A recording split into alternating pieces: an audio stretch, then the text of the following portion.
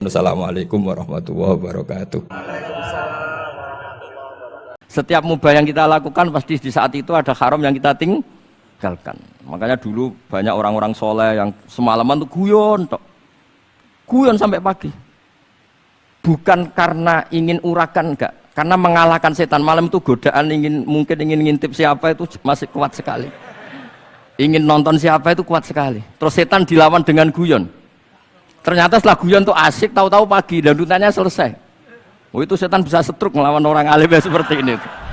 Saya tuh sebenarnya paling tidak ingin ngaji bareng Habib tuh. Selain kalah nasab ya kalah ganteng. Ya tapi ditakdir mau apa? Di kitabnya Sayyid Muhammad ini ada sanad dari ulama India yang orangnya juga macam-macam dari marga macam-macam. Jadi saya mohon barokahnya sanad ini kemudian kita tahu apa sih sanad itu. Sanad itu ya kadang-kadang harus lewat orang yang mungkin kita tidak cocok. Dulu itu ada sahabat tanya, kalau mencium istrinya pas Ramadan itu sah apa enggak? Kebetulan ditanya itu Maimunah. Enggak tanya Saudah karena sangat yakin enggak itu, kalau Saudah itu enggak. Itu Maimunah jawabnya, kalau kita enggak ngalamin, coba tanya Aisyah yang potensi ngalamin dicium pas Ramadan. Sebetulnya istri yang Nabi itu sama Aisyah itu ya agak gimana yang namanya Doro itu ya rival. Akhirnya tanya, ya Aisyah, gimana hukumnya lelaki mencium istrinya pas Ramadan? Ya dijawab sama Aisyah, qabbalani Rasulullah wa huwa shaim. Yang lainnya nggak bisa jawab, mau nggak ngalami. Jadi sanad tuh kadang ya cocok nggak cocok ya, memang itu fakta. Cara mandi junub, kayak apa pinternya sahabat cowok kalau mandi junub ya nggak tahu. Akhirnya tanya sama Sayyidah Aisyah, sama Sayyidah Maimunah. Apapun dekatnya istri Rasulullah, kalau perang ya nggak tahu. Wong itu lelaki. Begitu juga afdhalus sahabat kayak Abu Bakar, kadang harus mendapatkan hadis dari orang-orang yang nyun sewu agak deso. Bahkan kadang maula kayak Sauban, kayak Rabi'ah bin Ka'ab. Orang-orang biasa sekali. Khodim dulu. Tapi ini kan barokahnya khodim itu tahu keseharian Rasulullah SAW di dalam. Misalnya Anas. Apa kenangan kamu dengan Rasulullah? Kenangan saya itu saya khodam tu Rasulullah SAW asyra sinin. 10 tahun saya itu tidak pernah melakukan sesuatu ditanya Nabi 5 sonakta. Walalise entaraktu 5 tarokta. Sehingga kalau saya pas baik itu ya gak berani tanya anak dalam saya, ngapain kamu? Ben sama ngene pinter anut sunah Rasulullah SAW. Akhirnya can dalam kula nggih saya naik beb gemrang nak tahu ditakoki. Jadi hal-hal seperti ini itu keseharian yang harus kita suka. Di antaranya lagi inna min khiyari ummati fima nabba'ani al-malul a'la kauman yathakuna jahron.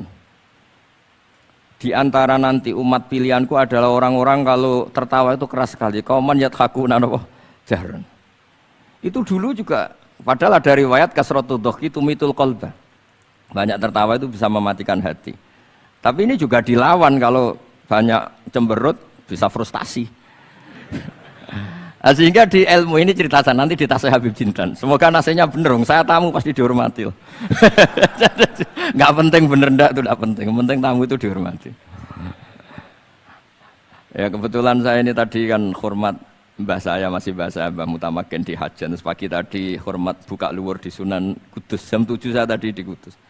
Ya akhirnya sama teman-teman difasilitasi, disuruh naik pesawat tadi jam 11 tadi. Tapi saya tidak capek karena memang saya senang cerita sanad. Tapi yang lucu-lucu saja, nanti yang serius jangan saya, yang lucu-lucu saja. Biar lucu sampean tuh tidak ngawur, tapi ada sanadnya. Ada seorang mufassir yang bilang ketika nafsiri wa annahu wa adhaka wa abka. Allah itu zat yang memberi kamu tertawa. Mbok kamu ingin susah, tidak akan tertawa. Tapi kalau Allah menghendaki ya tertawa aja. Ada orang miskin frustasi, maunya gak tertawa. Tahu-tahu jalan-jalan ngerti badut, ya akhirnya tertawa. Ya karena adhaka itu fi'lullah, kalau Allah menghendaki mau apa? Karena adhaka itu fi'lullah. Enggak bisa. Orang yang baru seneng kayak apa, enggak ingin nangis, tapi kalau Allah menghendaki wa abka, dinangiskan ya tetap menangis. Wa anna wa adhaka wa abka. Karena kita ini semua adalah objek oleh kudrahnya Allah Subhanahu wa taala. Saya itu sebenarnya paling enggak ingin ngaji bareng Habib tuh. Selain kalah nasab ya kalah ganteng. Ya tapi ditakdir mau apa? Ya sudah sami'na wa ata'na. Jadi Saya saat ini tidak cari pahala benar, tapi pahala tawaduk karena diundang ya. Sudah penting benar salah, penting tawaduk. Jadi saya tadi sedang rayu sama Allah, ya Allah, saya kali ini tidak cari benar, cari tawaduk. Sudah mesti pahalanya besar tawaduk itu. Jadi supaya Islam ini gampang ya. Saya pernah cerita ke kiai yang khusyuk. Kalau sholat lama sekali, tak cerita ini hadis. Nabi itu gak pernah menegur orang yang sholat cepat. Yang ada itu sanad negur sholat lama. Terus tak ceritanya hadisnya Mu'ad, tertawa-tawa deh. Gus, kamu itu raan kok masih punya dalil? Saya punya sanad. Ada nggak sanad Nabi negur orang yang baca surat pendek? Nggak ada. Yang ada itu yang baca surat panjang. Nanti bisa direvisi sama Habib Jidin kalau nggak cocok. Tapi ini yang rileks saja. Karena potongan Islam Jawa ini kalau tidak berat nggak akan kuat. Jadi ya sudah. Inna minkum munafirin katanya Nabi. Sholat yang terlalu lama itu munafir kata Nabi. Afattanun anta ya Mu'ad. Kamu bikin umat ini nggak nyaman karena kalau kamu jadi imam itu lama sekali. Ini alhamdulillah betul. Hadis ini harus kita hafal betul. Nah, supaya Islam ini meskipun pilihan-pilihan keseharian itu ada sanad itu saja kepentingan saya. Yat amu ma yajiduhu fi ardi wa yalbasu ma yajidu wa yarkabu ma yajidu. Saya sering beb di tahun desa-desa Gus, anak kula tahnik cethaki Gus tapi mboten enten kurma, nganggo degan ae. Lho Gus dari kiai-kiai ku kurma. Kurma itu halawiyat, ya degan juga termasuk halawiyat. Ya sudah. Kalau kamu ingin sunnah Rasul, Nabi enggak pernah sholat di Indonesia, berarti kalau kamu sholat ke Mekah dulu kata saya. Maksud saya supaya orang itu nyaman dengan Rasul, ya itu hadir di semua sisi kehidupan kita. Kalau dalam istilah Sayyid Umar Hafid, Faruhu Muhammadin sallallahu alaihi wasallam awsa' wa asra'. Kalau kamu bisa tawassul dengan Nabi Ibrahim, Nabi Musa, dan beliau bisa datang ketika Lailatul Mi'raj untuk hormat Rasulullah sallallahu alaihi wasallam di Baitul Maqdis, Faruhu Muhammadin awsa'u asra' kata beliau. Jadi bisa datang di kapan saja, di mana saja. Jadi jenengan meskipun di Indonesia tidak usah khawatir, kita semua ini dilihat Rasulullah SAW. Dan cara lihat Nabi itu gampang, tidak kayak kita. Kata Rasulullah, hayati khairun lakum, wa mamati khairul lakum. Saya kalau masih hidup juga baik untuk kalian. Anda bisa cerita hadis dengan saya, sering bercengkrama. Dan ketika saya wafat kata Nabi, saya sudah dekat sama Allah Ta'ala. Kalau melihat kamu baik, saya muji Allah. Kalau melihat kamu salah, saya mintakan ampun. Makanya saya ini jenis kiai yang jarang istighfar. Ini bukan karena sombong. Saya ulang lagi, bukan karena sombong. Saya itu pengagum Sufyan As-Tsauri. Itu di antara khasnya itu jarang berdoa. Misalnya. Ketika ditanya, kenapa kamu jarang berdoa? Selagi saya ngajar, kata beliau ini. Selagi saya ngajar, itu masuk hadis ala khulafa'i rahmatullah. Waman khulafa'uka ya Rasulullah alladzina yuhyuna ma amatahun nas min sunnati. Jadi kalau saya baca Bukhari, otomatis dapat doanya Nabi ala khulafa'i rahmatullah. Timbang kamu doakan nangis-nangis gak jelas mandinya, mendingan mulang gitu. Terus kedua, doa hamalatil arsy. Alladzina yahmiluna al-arsya man hawlahu yusabbihuna bihamdi rabbihim wa yu'minuna bi wa yastaghfiruna. Kita semua sudah diistighfari sama malaikat hamalatul arsy. Rasulullah juga wastaghfir li dzambika walil mu'minina wal mu'minat.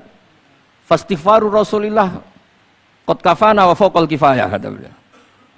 Artinya gini, kalau kangkang jarang istighfar itu jangan karena sombong, manfaatkan fasilitas ini gitu. Ini penting. Jadi semua itu jangan sampai kita ada istighfar karena jafa, karena jafatul qalb, karena qaswatul qalb. Enak lah kalau ada fasilitas gitu, ada fasilitas. Itu kalau saya pidato di depan Gus-Gus. Kalau di depan Habib berani di depan Gus-Gus. Itu ada yang setengah beling, setengah ada alim, ada yang alim. Terus yang beling-beling pesan sama saya, Gus tolong bela kami maksudnya. Ya kadang-kadang mubalek kan order pesanan itu. Terus tak bacain ayat walladzina amanu wattaba'athum dzurriyyatuhum biimanin alhaqna bihim dzurriyyatahum wama alasnahum min amalihim min syai'. Orang aba-abanya iman, anaknya iman itu nanti surganya disertakan mbahnya. Meskipun kelas amalnya ndak sama. Jadi mbah-mbahnya alim alama, anaknya yang ndak alim nanti surganya sama-sama yang alim. Kenapa sih kalau ada fasilitas nggak dipakai? Pakai aja nggak apa-apa kan. Yang alim yang komplain. Sudah kamu yang alim dihormati, dicucup, salami template, yang ikhlas saja, tidak usah protes kata saya gitu. Artinya saya inginlah keseharian kita yang awam, yang apa itu harus cari backupan hadis supaya semua keseharian kita itu ada apa? Sanad. Misalnya sampean kalau malam itu nggak bisa tidur, tahajud ndak, witir ndak, ya mutolaah ndak. Tapi lihatlah itu sebagai tarkul ma'asi. Apa tarkul ma'asi? Alhamdulillah, malam ini saya ndak zina, ndak maling, ndak dugem. Coba kalau kamu malam-malam di kamar, itu namanya apa? Ndak tahajud, ndak witir kan? Tapi kamu harus syukur karena itu tarku zina, tarku sarikoh, tarku kada wa kada. Supaya kamu tetap syukur sama Allah Ta'ala. Ithmamin mubahin ila wa yatahaqqaqu bihi tarku haramimma. Setiap mubah yang kita lakukan pasti di saat itu ada haram yang kita tinggalkan. Makanya dulu banyak orang-orang soleh yang semalaman tuh guyon tok. Guyon sampai pagi. Bukan karena ingin urakan, enggak. Karena mengalahkan setan. Malam itu godaan mungkin ingin ngintip siapa itu masih kuat sekali. Ingin nonton siapa itu kuat sekali. Terus setan dilawan dengan guyon. Ternyata setelah guyon tuh asik, tahu-tahu pagi dan rutannya selesai. Oh, itu setan bisa setruk melawan orang alim seperti ini. Karena nilainya tarkul masih. Meskipun dengan cara guyon, karena kalau yang cara wiridan itu calon wali, Beb. Kalau yang nggak calon wali, ya pokoknya tarkul maksiat. Maksud saya supaya harian kamu yang biasa-biasa saya ini menjadi luar biasa karena ada sanad. Ada apa? Ada sanad. Makanya dulu ulama-ulama itu kalau ngelawan setan itu pakai faroh, pakai seneng. Karena setan itu paling seneng kalau melihat orang mukmin susah. Kalau susah terus ngersulo, kalau ngersulo gugat kodok qadar. Disebut innaman najwa minasyaiton liyahzunal ladzina amanu. Jadi setan itu targetnya supaya orang mukmin itu resah. Kalau resah gugat. Pertama gugat orang tua. Ngapain sih jadi anaknya orang miskin? Jadi susah kita kan. Kalau yang nggak mulia ngapain jadiannya Parman? Kalau saya Habib kan langsung mulia, kalau Gus kan langsung mulia. Gugat orang tua, gugat sana, gugat sini. Tapi kalau kamu sudah seneng, wajah pesek, welek, keriting, sawan ngerah karuan. Kan nak gugat siapa-siapa?